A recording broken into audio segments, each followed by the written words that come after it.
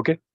So in our previous discussion, we discussed about what is the actual idea behind the microservices, and we've seen what is the meaning of a monolithic application that's we've seen, and we've seen what is the agenda for the microservices. That's all those things we've seen, and the introduction about a slight introduction about the Spring Boot and what we're going to be discussing in this next 45 to 50 days. That's the main thing, and that's what, and the roadmap of a Java developer. So that's we seen all those things. So this is the just introduction about thing. So we understand the responsibility of the microservice, and we understand what is the actual role of the microservice. So as I mentioned, microservice is not a technology or microservice is not a framework. So consider a microservice is a architecture. A microservice is a architecture. So to give a brief intro about a microservice, especially if you want to discuss about the microservice, it's better to start in a comparison manner. So when you will tell a service is a microservice, first of all, before microservices, how people is going to be implement their application. To understand in a very high level architecture, anyway, once we start our Spring Boot, definitely we're going to be seeing the little bit of depth, but to give a keen idea about a microservice. So when you are going to be calling a service as a microservice, so there is some little bit of confusion, and there is a little bit in and out is missing in microservices. How we need to express, let us say, if you attend an interview, they ask what is a microservice, so how you can express that one. So to get that context about the microservice, so just let me give a small differences between your earlier approaches and current approach. So generally, so might be you remember or not. So there's a three types of applications we discussed. There is a standalone application, web-based application, as well as mobile-based application. So standalone application means you are not that applications will work on the particular system. So whichever the system you install, in that system only it is going to be run. That kind of application is called a standalone application. Generally, standalone applications are system dedicated applications. So we have that limitation. So to overcome these system dedicated applications, I want to access anywhere from the world. So that's why we are using something called as, so this web-based application we are going to be using. Nowadays, if you take anything as a web-based application. So web-based application. So when you will tell a web-based application is, so web-based application is a small application, or a web-based application is application which will run on HTTP protocol.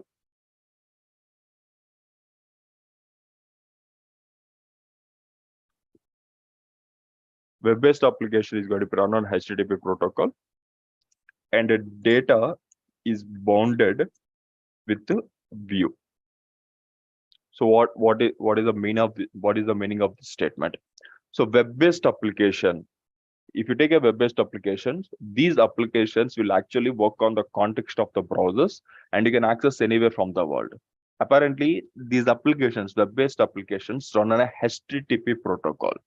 So on this HTTP protocol, your web-based application is going to be run, and the data, whatever the data, so that is bounded with the view. So that means, so in a web-based application, you are going to be presenting the data here.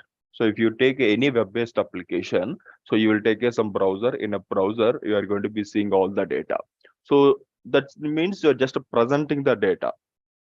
So there is a presenting the data. You have whatever the data you are having. Let us say I'm having a few users in my database. I want to show the users to my user. So then in a web-based application, we are going to be presenting the data. So that's where we will call web-based applications run on a HTTP protocol, and the data is bounded with the view. And your web-based application consists one or more functionalities as a single indivisible unit. If you take any web-based application, let us say if you take e-commerce application, in an e-commerce application, you are having the cart functionality, payment functionality, order functionality, all those things you are having. So these all functionalities consisting in a same application, and those are the indivisible unit. Suppose let us say leave about the functionality, technology wise also, you cannot able to divide in case of the web-based application. Let's say I'm having the backend code, I'm having the UI code. At the time of a deployment, I need to merge my backend and UI code. I need to deploy as a single WAR file. I need to deploy. So these kind of applications called as a web-based application. So in general, all web-based applications follows monolith architecture. So if you take any web-based application, in general, they will follow the monolithic architecture. So if you take some application, e-commerce application or anything, in general, so these all web-based applications will follow the monolithic architecture. So because of that reason, so those are tight coupled. So those are indivisible. So all the code, whatever you are having, so like you're having the backend code, UI code, some kind of a DAO code.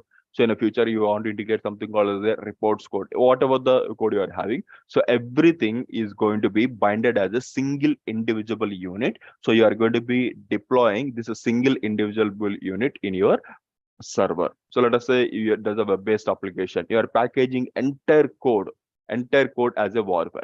So maybe at the time of the development, you follow the best processes.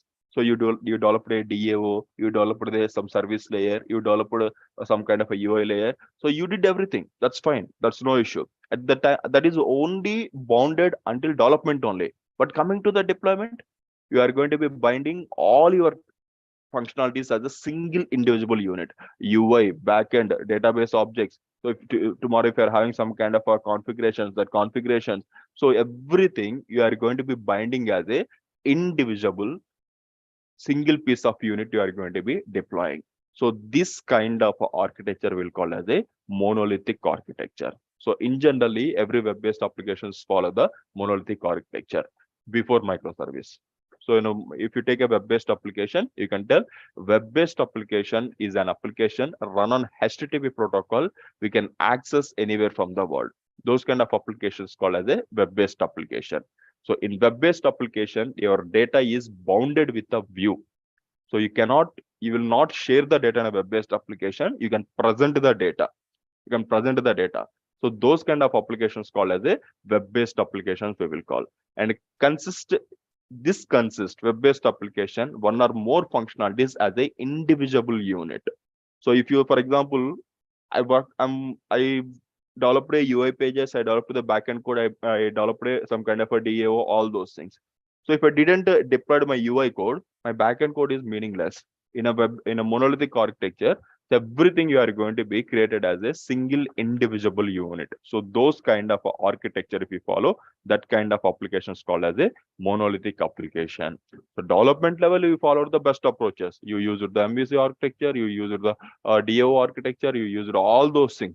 The best development techniques we followed. But coming to the deployment, you packaged as a single indivisible unit, you deployed into a server.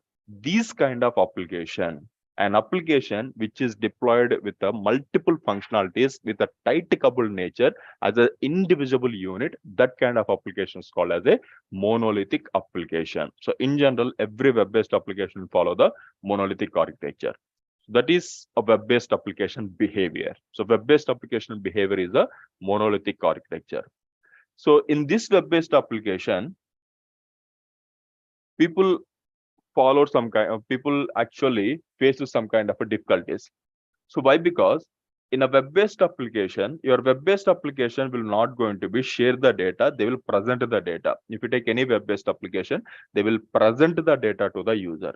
In the future, I want to share the data with some other application. We have some limitation we are having. Let us a practical example.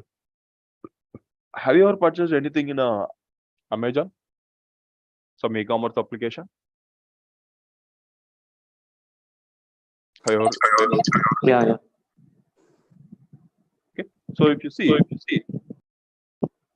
so whenever you purchased any kind of a product in Amazon, so I want to make some kind of a payment. So generally, we use the online methods to do a payment. No, I'm not talking about the cash on delivery. So you pick up with something called as a online payment mode. Might be it is a UPI or might be some online net banking you used. Consider you are using the net banking.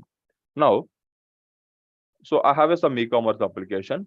Consider that is Amazon, and I want to purchase a product by using my Axis Bank net banking. So now see, this Amazon need the details of your account. Amazon website need the details of your account.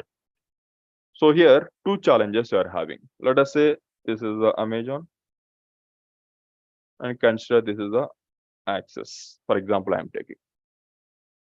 So Amazon and Axis I am having. So Amazon want to communicate with your Axis Bank server, so to perform some kind of a operation. So now, is Amazon maintaining the Axis Bank? Both are independent, right? Amazon is the independent, Axis is the independent. So now I want to communicate with the Amazon and the Axis. So here one limitation. Consider Amazon is running on a Java. You are Amazon guy. You want to communicate with the Axis Bank server. Are you guaranteed Axis Bank also running on the Java only? Are you sure? No. We are not guaranteed. Maybe Axis is running on some kind of a Java, maybe on .NET, maybe running on a Python. We are not sure. Our application is running on a Java. Target application is running on which application we are not sure. Suppose consider Axis running on a .NET or Amazon running on a Java. Can a Java object communicate with the .NET object here? Definitely no. Why? Because Java object schema is a different, .NET object schema is a different. Both are different. Java is use the JR environment. .NET will use the .NET framework to run. So your Java object cannot directly communicate with any other data object. And that too, you are having something. In case, if you have some comfort, by luckily, if it is lucky, if your Axis Bank is also running on a Java, then you can perform some operation. Suppose if two systems performing on the same operation, can I transfer a Java object from one system to another system?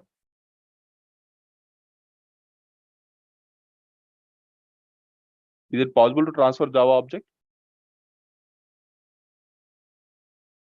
Let us say we have some positive point. Consider Axis Bank is also running on Java. So now Amazon is running on Java, Axis are running on Java. So that's the comfort we are having. So if we have that comfort, so then we can do some kind of a serialization. If you do some kind of a serialization, through serialization, you can share the data between the Amazon to Axis. That's what, right? What is the meaning of a serialization? Converting your Java object into a stream of bytes. Once you convert into a stream of bytes, then you can able to share this stream of bytes to system to system. Are you able to recall the meaning of a serialization? Yeah. This is a practical implementation. It's not the thing you are by hearting the what is the serialization. So you need to go practical. So that's the reason every time I will take some practical example. Then you will get the context about that one. So let us say I want to share some data from my application, Java application 1, so Java application 2. If we have that comfort, if both application is running on a Java, then we can share the Java object. So we can do some kind of a serialization. Through the serialization, I can able to share my data from one application to another application. So by the way, how many types of streams you are having? How many types of streams? So-called Java developer, Java champions.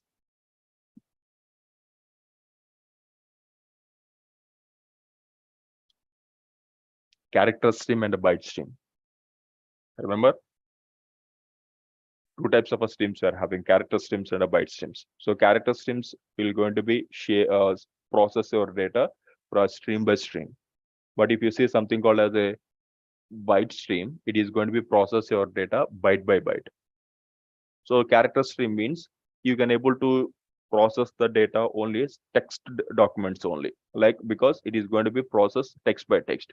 But in the future, if you want to process something called as a image, video, or some different kind of a data format, so then you are going to be sharing the data between the byte by byte you are going to be using. Byte stream, character stream we are having majorly. So file input stream, file output stream, file reader, file writer. So file input stream is the byte stream. File output stream is the byte stream. File writer is the character stream. So if you take the file input stream, you can process any kind of a file. That's the reason. So both operations will do the same thing only. File input stream, file reader, both will can process your file. But when you need to choose the file input stream, when you need to choose the file reader is, then when you will know exact meaning of that one. So file input stream is a byte stream. If I'm having some image file, or I'm having some audio file or a video file, I need to serialize that one and I need to process that one location to another location. Then I will take a byte stream. So then I will take the file input stream I will take. File reader is a character stream. It will not going to be work with you or any other format because it is going to be transfer your data character by character. So to speed up. So that's where if to process any kind of a byte stream operations, file input stream we will take, file reader will take for any kind of a file character operation we will take. Okay. Let us say we have that comfort. Amazon is also running on Amazon Java. Access also running on a Java. So we want to perform some operation with the Access because so we need to communicate with the Access bank to process our payment.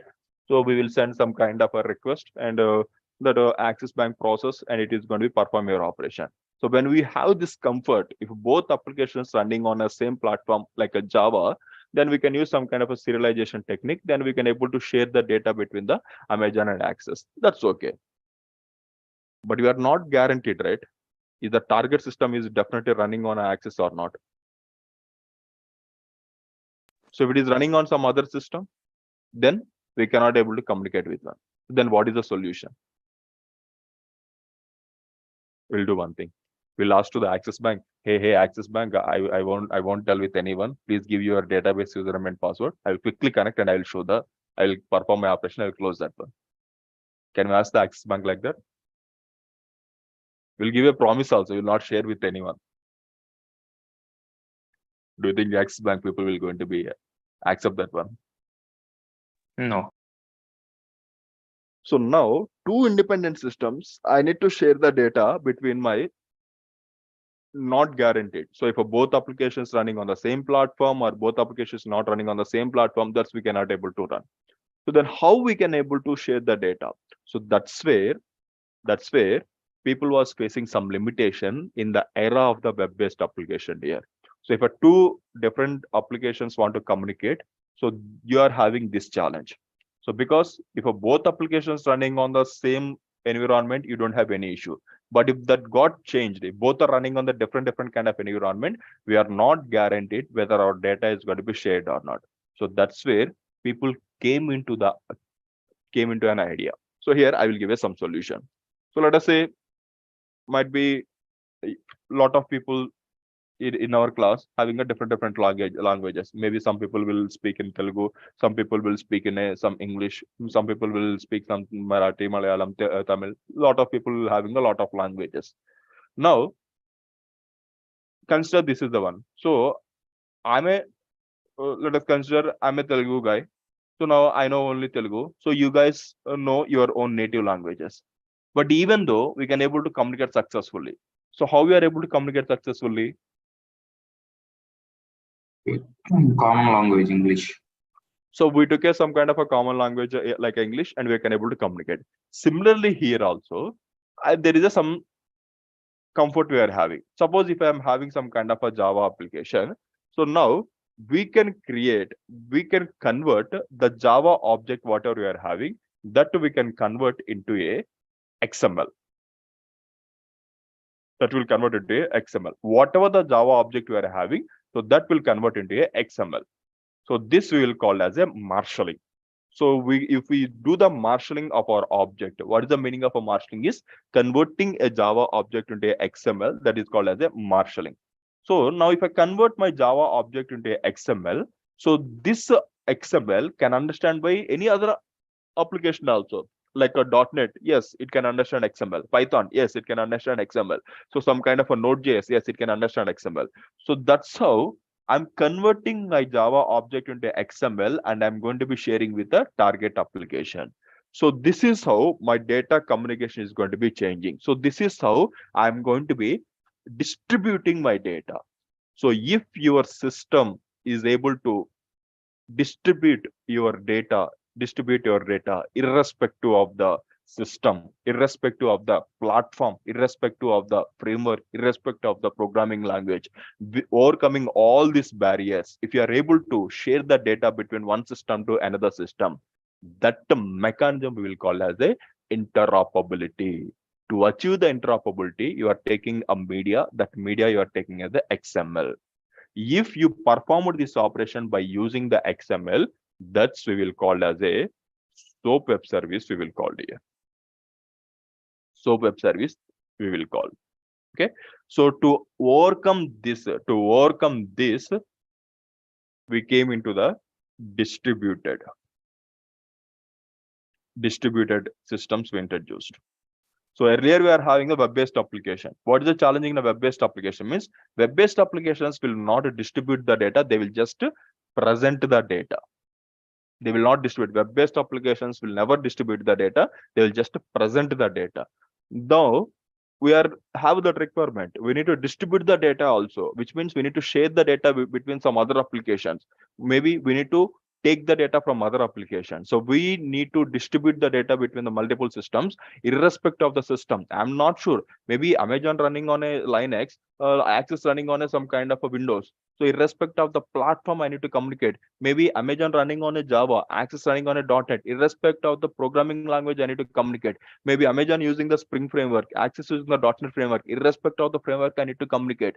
So irrespective of the system, irrespective of the programming language, irrespective of your any kind of a framework, by overcoming this barrier, we suppose need to share the data between our system to system. So if we are able to do that one, that kind of a system called as a distributed system we will call. Distributed systems we will call. In a distributed systems, if you use the XML as a mediator or XML as a exchanger between your source to target system, that kind of a distributed system we will call as a SOAP web service we will call. SOAP web service is one of the distributed system technique. So you can share the data between the source to target in a XML format, So the thing is, SOAP web service is going to be considered as a protocol. Why? Because generally, when you will tell something is a protocol here, what is the meaning of a protocol? General meaning of a protocol?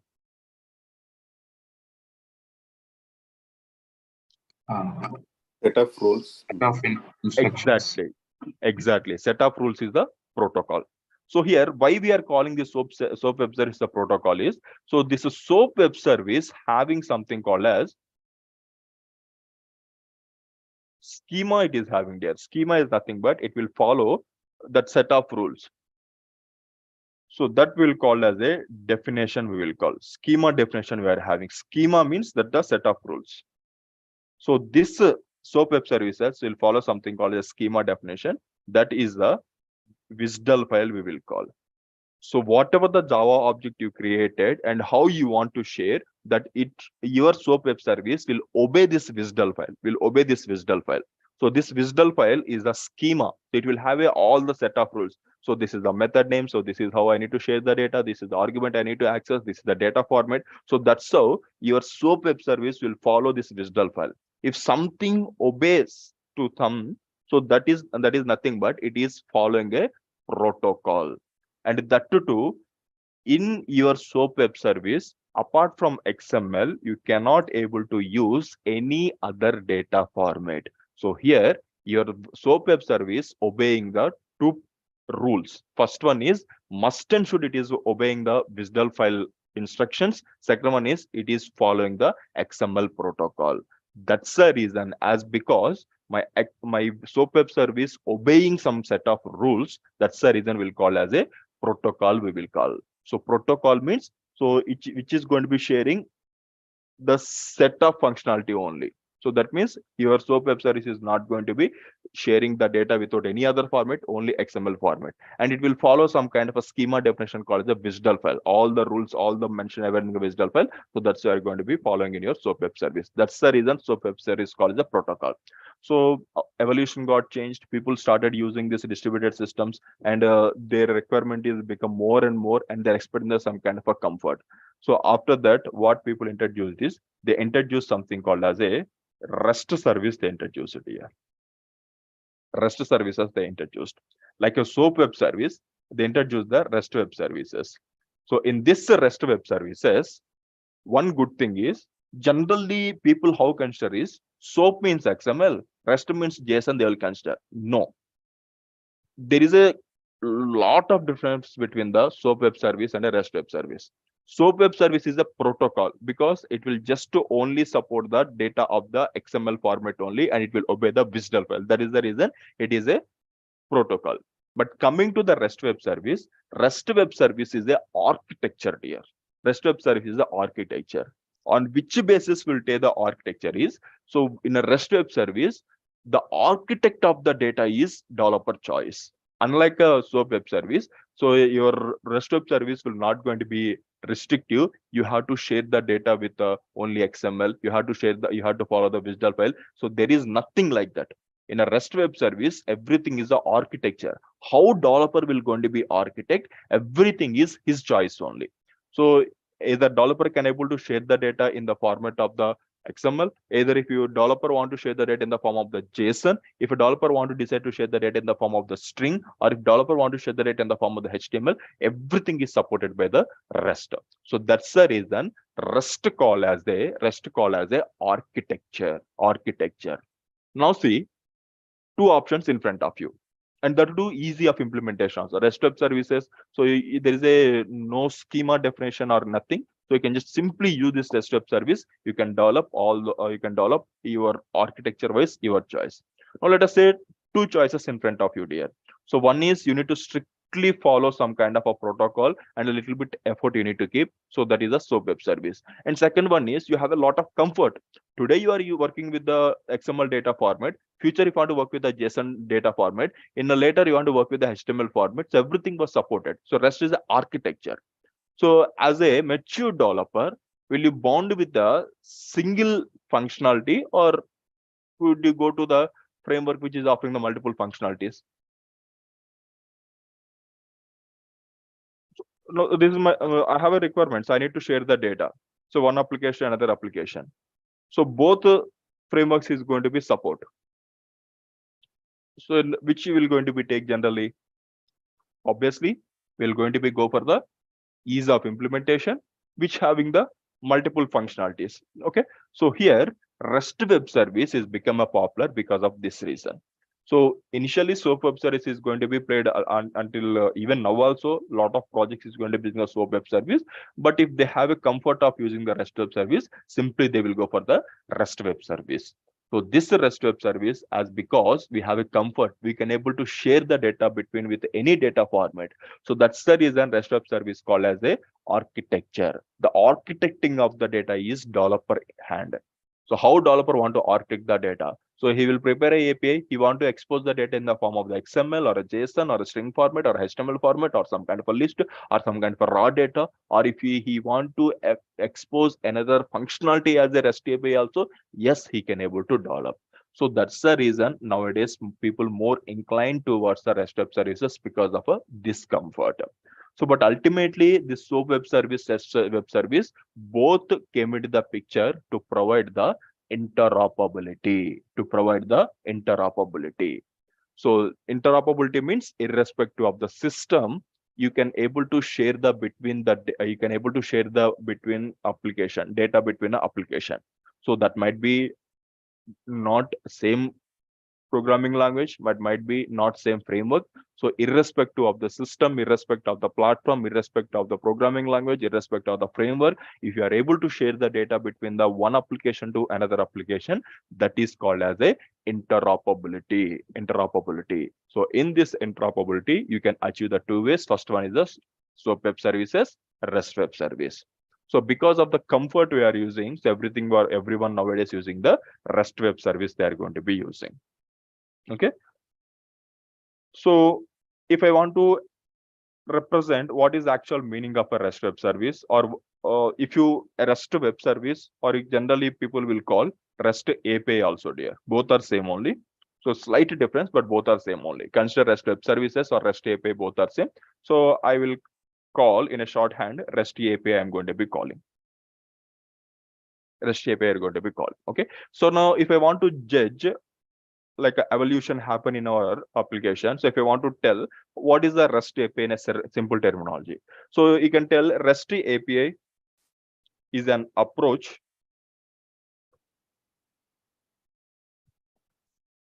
which can share the data in interoperable nature.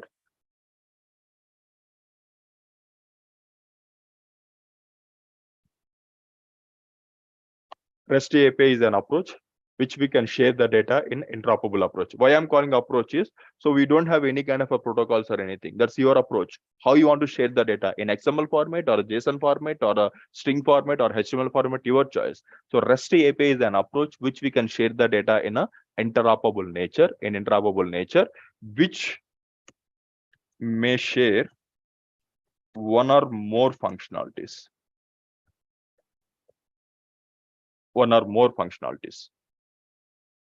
Which may share one or more functionalities. If you take any REST API, so that is also a application, or REST API is also an approach which you are going to be sharing the data on HTTP protocol only. REST API is also use the HTTP protocol, but in an interoperable nature. So it will also share the data in interoperable nature.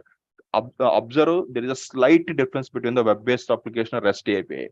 Web-based application also run on a HTTP protocol. REST API is also run on HTTP protocol.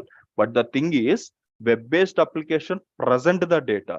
REST API present the data or share the data. REST API is share the data. You can say REST API is going to be sharing the data or distributing the data because it's distributed application. So your REST API is also an approach. REST API is an approach which will share the data in an interoperable nature, which may share one or more functionalities. A REST API can consisting of one or more functionalities. That is called as a REST API. So web-based application people is introduced earlier. After they're facing some limitations in this kind of approach. If they want to share with the data between the two independent systems, so we don't have that feasibility. So that's where they came to the distributed applications. In a distributed applications, we are having the XML for XML distributed application. It's some architectural distributed application. So REST of service, the architectural distributed service. So people is obviously habituated to use that architecture level REST distributed system only. So then they are going to be started using this REST API widely. So that's where, so in a simple terminology, if we want to explain, so REST API is an approach which can share the data in a interoperable nature, which may share one or more functionalities. So REST API means one or more functionalities you can able to share. So that is meaning of a REST API. So people are actually enjoying this REST API and they are going to be working with all this REST API. So later they find out another problem here. So REST API may be consisting of one or more functionalities. They can share the data, but it is consisting of one or more functionalities. Let us say I develop a REST API. So my REST API consisting of these many functionalities. So consider I develop a REST API for a some e-commerce application, I develop a REST API, or some banking application, I develop a REST API. So same way. So Amazon want to communicate the access. So now consider as an access bank, I'm giving a REST API to you. So one functionality is customer details. Second functionality is payment details. Or if you want to take something called as an invoice details. Or if you want to create a user, or if you want to validate is the user present or not, or if you want to make some kind of a KYC or something. So some different functionalities we are having. Now see, I developed a REST API. Consider in a my REST API consisting of three functionalities, because REST API can consist one or more functionalities, but interoperable nature. You can able to share the data between any other application. So today it is Amazon, tomorrow if it's a Flipkart, you can able to share that one. So tomorrow, day after tomorrow, some other application, and everyone can able to communicate with the Access Bank because they are using REST API. So in this REST API, customer details I'm having, payment details I'm having, invoice details I'm having, all the functionalities I'm sharing, no issue. So frequently I'm doing some kind of a modification. So we are going to be enhancing our application or fixing some bugs. Now, if you carefully see, Access REST API consists of the customer details, payment details, invoice details. Can I say all these three functionalities are independent? Because customer details, you don't require the payment currently. If you want to just retrieve the customer ID, customer name, customer address, that's sufficient. Payment. So if you want to make some kind of a payment, so that internally depending on the customer, but not that much required. Invoice. So if you want to generate an invoice, so you don't require the customer, all these things. But you develop a REST API.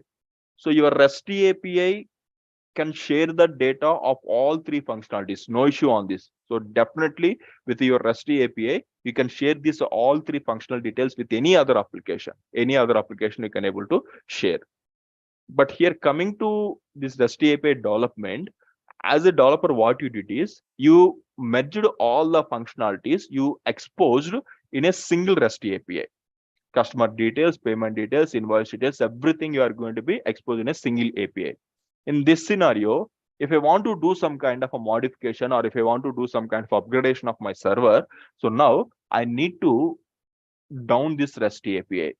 So if I down this REST API, let us say I fix some bug in a customer details. I down this REST API. Ultimately, your payment details also down, invoice details also down, right? You fixed the bug in a customer details and you need to redeploy. So that's the reason what you did is, again, you fixed the bug and you packaged the customer details, payment details, invoice details, and everything you are going to deploying. Until you are redeploying your application, your all remaining two functionalities also down or not. So obviously, are you getting my point? So REST API means you have a interoperability here. So you can able to share these details with any other application. That's okay. But the thing is, a REST API can consist multiple functionalities. So my REST API had a customer details, payment details, invoice details. So consider I'm going to be running my REST API on a some host 8080 slash some access API slash customer. If I take the customer, it will give the customer details. Or if I give something called as, I'm just showing an example how you can access a REST API. So like a payment, it is going to be giving the payment details. So some kind of a invoice, you can give a invoice. So this is how I'm going to be serving my REST API. Now see, all these customer details, payment details, invoice details, all is going to be running on the same port, which is going to be running everything as a tightly coupled. So localhost 8080 access API, then only your customer service is going to be running, payment service is going to be running, invoice service is going to be running. So then you can able to access the data. Well and good. Until unless your access REST API is running properly, you don't have any issue. So you fix some bug in a customer details. Now you want to redeploy. Until you are fixing that bug and you are going to be redeploying, so your entire API is down or not? Definitely our entire API is going to be down. Why? Because we developed the API in that manner. So a REST API is interoperable in nature, but it consisting of one or more functionalities. So now my REST API consisting of three functionalities. Even if I fix a bug in a customer details also, I need to undeploy my project and I need to deploy the project. So that's where undeploying and deploying in this process, I cannot able to serve my application. So this will call as a downtime. We will call it downtime. We will call until you are doing your upgradation. That's the reason you will get sometimes some messages from your banks. So our system downtime is happening. So you cannot able to serve any other application. So that's where olden days will get a frequent messages like this every week. Every Saturday we have a system downtime. That is what system downtime means. They'll fix some kind of a bugs. They will undeploy the project and they redeploy the project. At this moment, they cannot able to serve any kind of a functionality.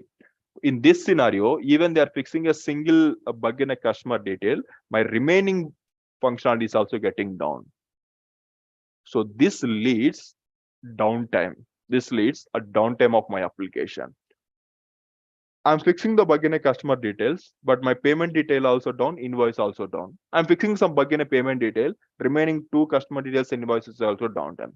So why this is happening is you deployed your application as a single indivisible unit. You have interoperability, but a single indivisible unit. So that's the reason you can achieve the interoperability, but you cannot able to achieve the zero downtime. So that is observed by our enthusiastic developers. So they want to overcome this challenge also. That's the reason what they did is they splitted this one. Boss, customer details, I will expose the interoperability, but I will run as a independent service. Let us say this is my customer details. So this customer details, I'm going to be running as a customer service or customer API. They are going to be running independent service. They are going to be splitting. So they are not going to be binding with your entire thing in a single API. Similarly, payment details. So they are going to be running. So payment details. So they developed some kind of a payment service. They just splitted or payment API. So they just splitted. They are going to be running your payment service or API as a independent. Consider they decoupled. So consider customer service running on a 8080. So payment service running on a 8081. So maybe in the future, if you want to run some kind of other invoice service, so that's you're going to be running as a you splitted and you're writing all the logic in a independent. So this is the invoice service. Invoice service. So consider this is running on a 8082. So now see, earlier I merged all the functionalities in a single indivisible unit.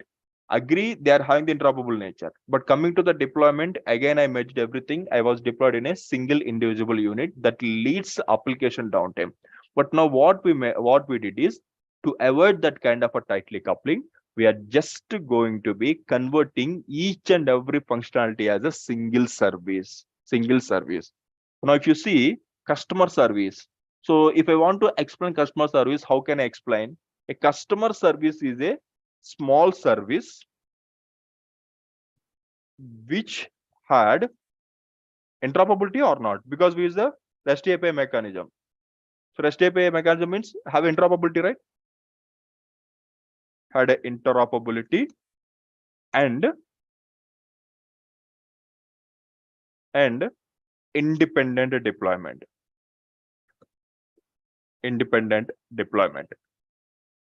So your customer service is a small service which have a interoperability in a nature and a independent deployment with single functionality.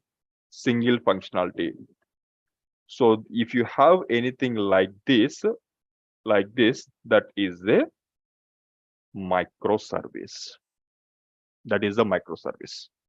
So microservice is not a great thing there. Microservice is a small service which must consist of a single functionality, and that too, that single service must be in an interoperable nature, because if you want to tell your service is a microservice, 2 characteristics of the must and should: interoperability, because your service might be share the data between multiple services. That's the reason your application must be in an interoperable nature. Second one is independent deployment and single functionality.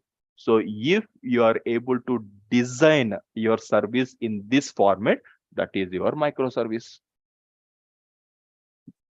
So that is your microservice. See, first, web-based application. Web-based application, what it will do? It is indivisible unit, and it don't have interoperability also. So that kind of application is called as a web-based application. But coming to your REST API, so I'm not concentrating on the SOAP web services, all those things. REST API I'm going to be considering. So coming to the REST API, so REST API had a multiple functionalities, but with the interoperable nature. That is a REST API. Coming to the microservice is the interoperable nature and independent deployment and a single functionality. That is called as a microservice. If you use any technology. But if you developed your service obeying these three characteristics, what is the three characteristics? Single functionality, independent deployment, interoperability, that will become a microservice. So if just a quick comparison,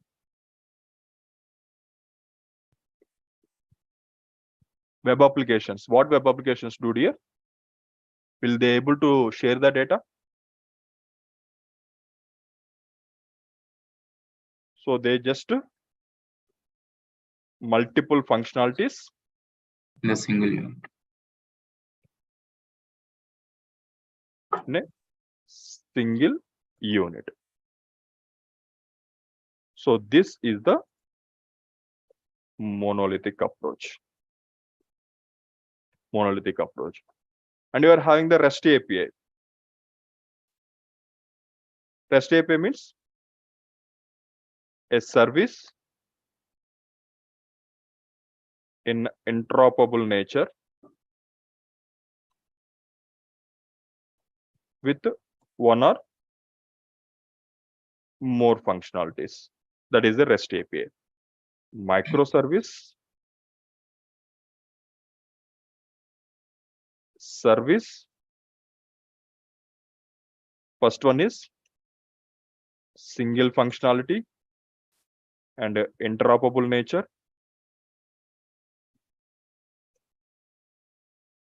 And independent deployment. Independent deployment. That is called as a microservice. So this is overall context about what is the microservice. That in the future, if you attend an interview also, what is the microservice means? No need to be give some kind of a strategical definitions, all those things. So always in interview also take this tip. They will not check. This is not the Vivas are not like that in your engineering colleges. So because Viva means you need to give the answer which is available. That's not like that. You need to express the subject to the interviewer. So that means you can construct your own definitions also. That's your choice. So that's where if you want to construct your own definition, you need to get the concept. So now if you want to explain what is a microservice, how you can explain?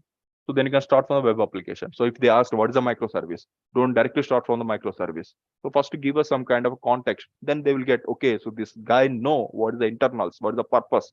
So one thing there, if you want to work with anything in a software, nothing, what you need to do is, if you are learning some new technology today, just think earlier what you are having, what is the problem statement it is going to be solving. That is all about the software. Software means a solution, dear. Software itself a solution. Suppose if you are using an online banking system, that is a solution. Earlier, we need to go, if you want to deposit a bank, we need to go to the bank and we need to go fill up all the forms and we need to make a queue and we need to sometimes that would especially if you visit some kind of a so-called banks, our local banks, we need to check is there a lunchtime or not. If they are not feeling a little bit encouraged, so they are going to be simply lunchtime they will put. So these kind of a problems we are having. If you want to transfer the money to other people also, we need to wait for 1 day. So then it is going to be transferred. So now they want to give a solution. They came to the banking application. That is a software. Booking, railway station, railway booking or any kind of a booking application. So earlier you need to make a queue and you need to book all those things. They want to give a solution. That is the online booking system. So as software mean a solution there. So that's where if you want to understand that solution, first you need to understand the problem statement. Not only this one, in the future, if you want to work with any technology also, first understand the problem statement. That's the reason I will always try to explain a concept with a problem statement. Once you understand the problem statement, you can easily implement this one. So once you got the context about your framework, the implementation is all about the coding. So what is the meaning of a coding? Coding is what are the thought in your brain you are going to be keeping in some instructional manner. That is a code. I want to make some kind of A plus B. In my mind, I want to perform the addition operation that I'm going to be keeping in instructional manner. But how well you will keep in instructional manner, there is a secondary standard. But at least are you able to keep that in instructional manner? So are you able to convert the thoughts in your brain into your system communication manner? That is nothing but your coding. So that's the reason always first capture the subject, then go theoretically. So as I mentioned, the same thing will happen. This saga is going to be happen. So if you want to discuss about something, first we'll discuss the problem statement. That is actual practical way of learning. So here I'm trying to put you in a industry oriented training. So industry oriented training also, this one also. Industry also will going to be some project means first we need to understand the problem statement. What is the problem statement? Where we are going to be lacking? So what we are going to be getting all those things. So that's where we need to understand. So the problem statement we need to understand. Once you understand that problem statement, then you can able to implement. So microservice. Why microservice?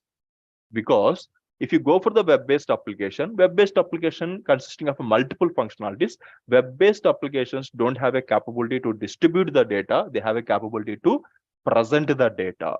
So, and that too, these all functionalities is merged as a single indivisible unit. That architecture is the monolithic architecture. So to overcome this, we came to the REST API. But REST API is interoperable. They can share the data. But the thing is, again, they are deployment wise, they are going to be having the multiple functionalities. If any one functionality down also, remaining functionalities are also down. That is a REST API. But if I'm able to achieve the single functionality, interoperable nature, and independent deployment, that is nothing but my microservice. A microservice is a small service, so which having a single functionality, interoperable nature, independent deployment. So that is called about your microservice. Everyone got it? What I mean to say? Web application, REST API, microservice. Yes, sir. Arvind, Banu, Bhargavi. Ashok, I have a question here. Yes. Yeah, even SOAP protocols, whatever you mentioned, right? Yes. That also we can deploy independently, right? Like maybe you just change the port number here, and the independent deployment, if you see invoice service, can you can deploy, but the thing is, if you go for the SOAP web service in an interoperable functional decoupling is a very difficult. Suppose if your one SOAP web service is running on another SOAP web service, again you need to club same WSDL file you need to develop. Functional decoupling is a very much difficult. WSDL file concept is there. So in that WSDL file concept, if you want to decouple functionally, you need to use there is something called service first contract next approach. Is that service first contract next approach is a very difficult.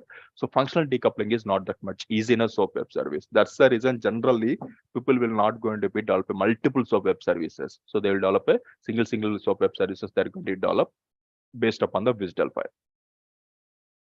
Okay. Yeah.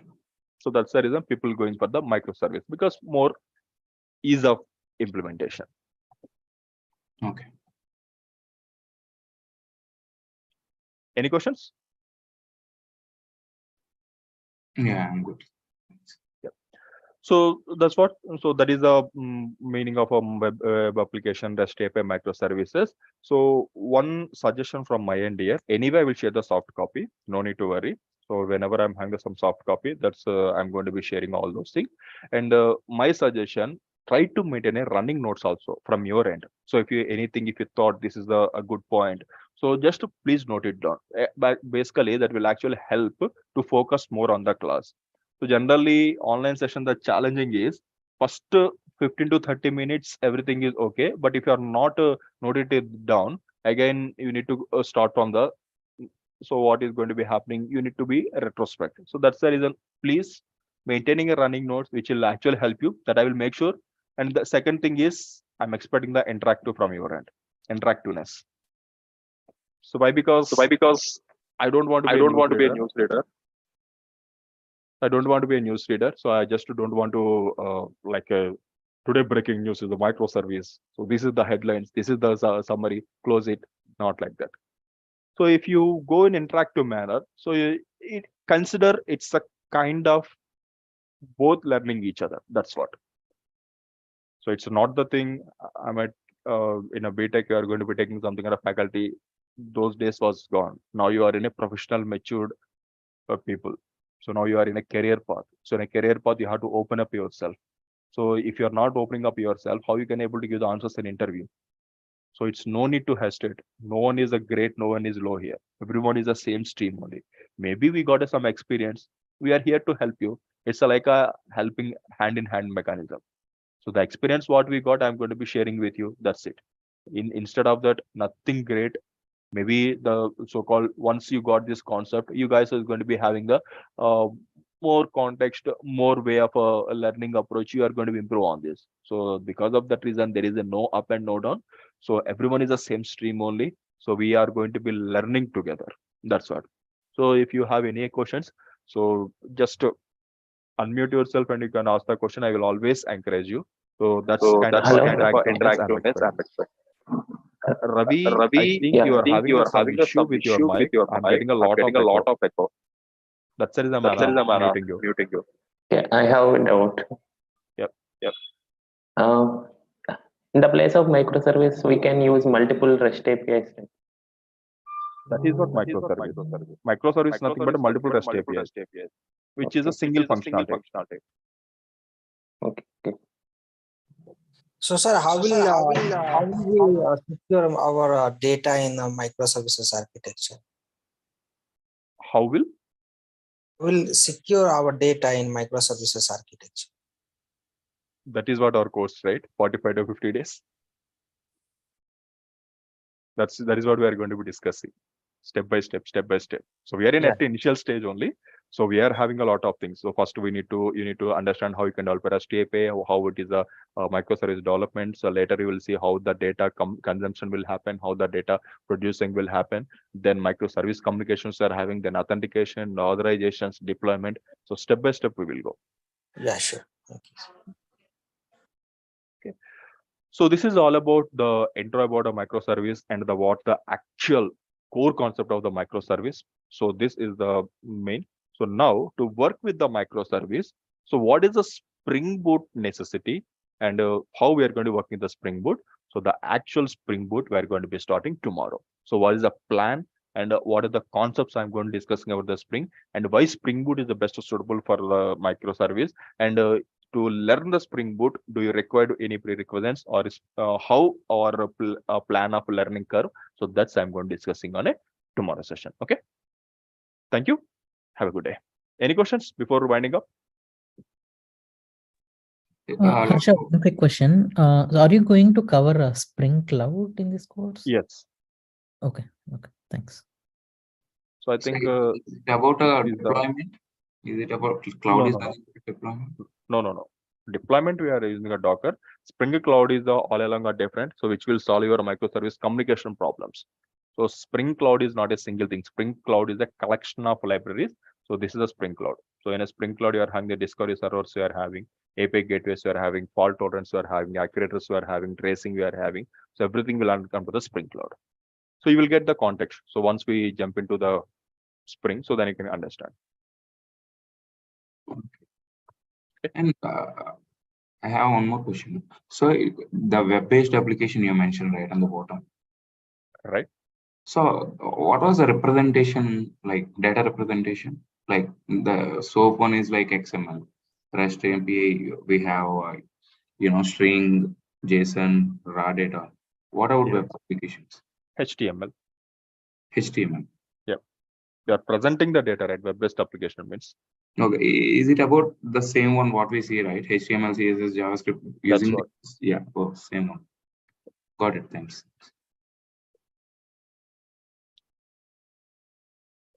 Okay, good, everyone. Yeah.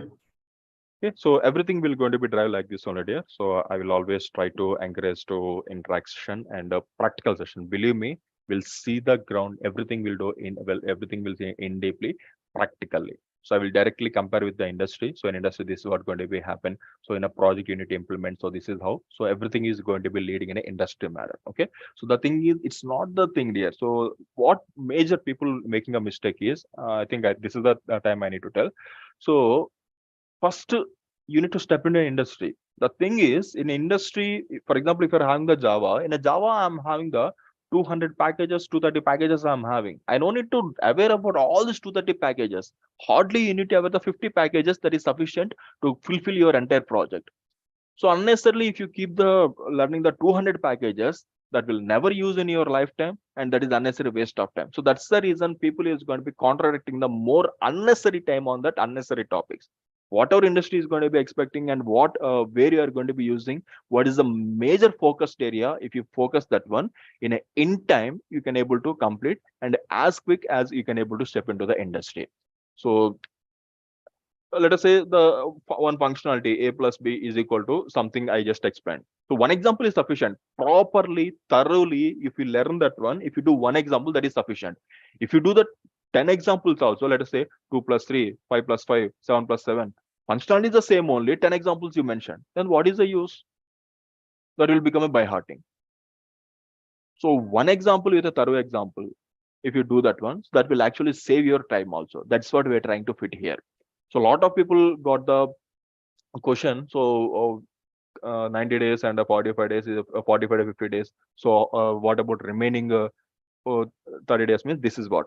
So here what I'm taking care is I'm not going to be dictating all the notes of all those things in this one. I'm sharing the soft copy because that's unnecessary waste of time. Then the thing, whatever industry is going to be expecting, everything, the code oriented, I'm going to be sharing that one.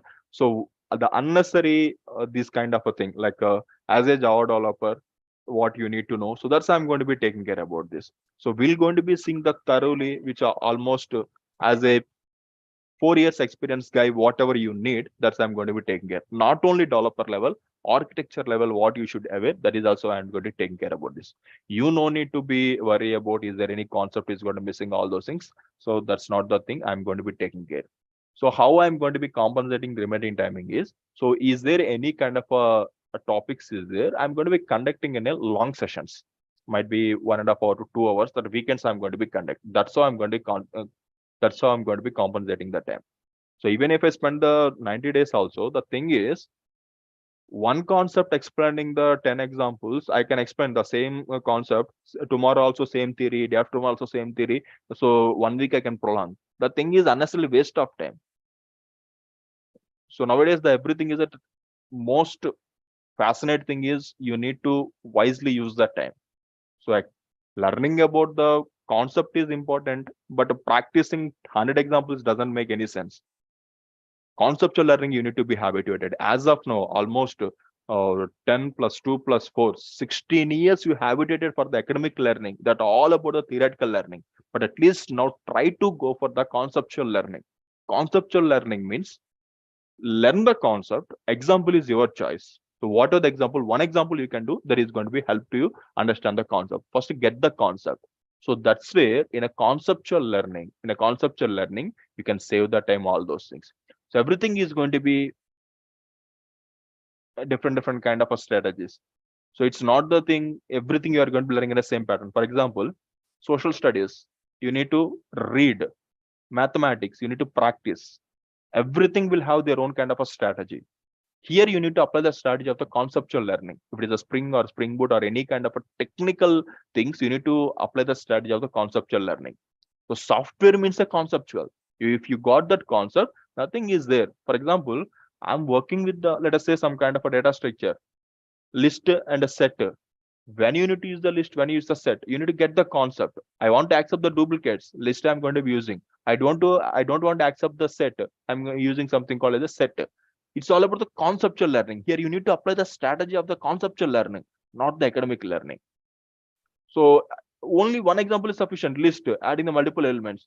So one example with the employee object, one employee with the student object, one employee with the product object, one employee with the payment object, invoice object.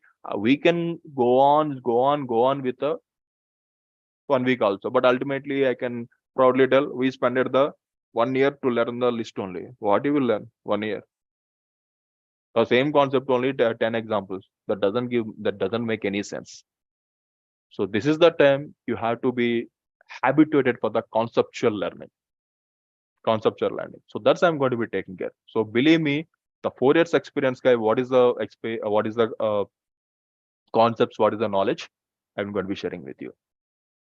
So by the way, so a lot of people asked before yesterday also. So they told Sir didn't introduce himself. So generally, I don't have a habit to introduce, and that's the reason you don't get any kind of promotions on my name also. So myself, Harsha. So I'm having around 9.5 year experience in this stream. So Java full stack developer, almost past 6.5 years I worked as a Java full stack developer. So now I'm working as a solution architect. I'm going to be working. That's the big MNC only. A hint is one of the FANG company I'm working. I suppose not to reveal that one, but one of the FANG company I'm working. So that's all about a quick introduction. So my educational, I done my all those things in IIT Kanpur. BE electronics I did in Kanpur. This is a simple thing, simple and short introduction. So you can just feel free to call me Harsha. That's sufficient. There is a no sir, nothing. Just call me Harsha. That's sufficient for me. Okay. Thank you. So tomorrow we will see what is the meaning of a Spring Boot and how we are going to be working the Spring Boot. So that's we will see. So we'll touch the ground. We will see the internals, everything. So that's we'll see in the tomorrow session. Thank you. Have a good day. Bye. Thank you.